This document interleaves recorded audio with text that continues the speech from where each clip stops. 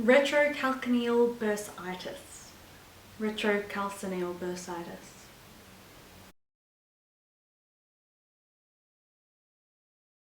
I am probably butchering the pronunciation of this particular condition, but it's basically the technical way of saying I have inflammation of the bursa, the small sac of fluid that sits in between the Achilles tendon and the heel bone, and it's hurting. I was on week 4, day 1 of Catch to 5K, and part of my foot was hurting quite a bit, and it was very sore to touch, and it was also sore in the evenings when I took off my shoes. Not particularly sore during the day when I was walking around, particularly if I was wearing comfortable shoes. It wasn't that noticeable. I could just kind of tell it was there, but as soon as I ran on it, I could definitely feel it, and in the evenings especially, or if I bumped my heel on something or touched it, it was quite sore. It wasn't extreme, and therefore I made the decision, albeit the bad decision, to continue running until basically the decision to continue running was no longer optional. It was just hurting too much to keep going.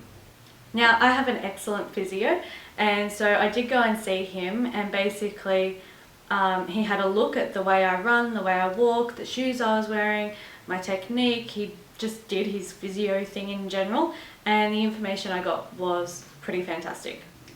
The pain has essentially been caused by a combination of bad running shoes, my technique, and genetics.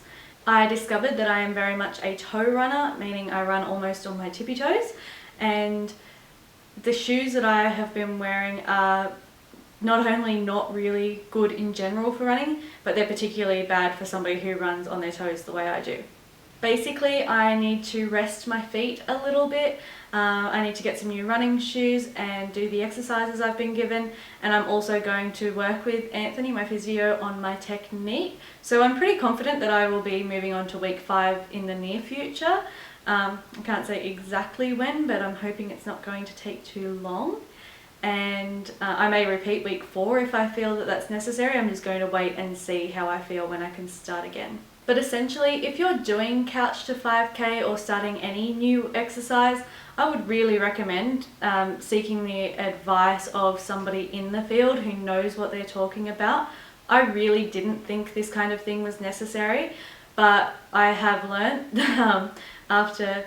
It is really frustrating when you're injured, and I've really been enjoying Couch to 5K, and so not being able to participate for the last week or so has been pretty annoying, and just getting some advice on how to prevent this from happening again, what I can do to speed up the recovery, and just technique advice in general has been really helpful.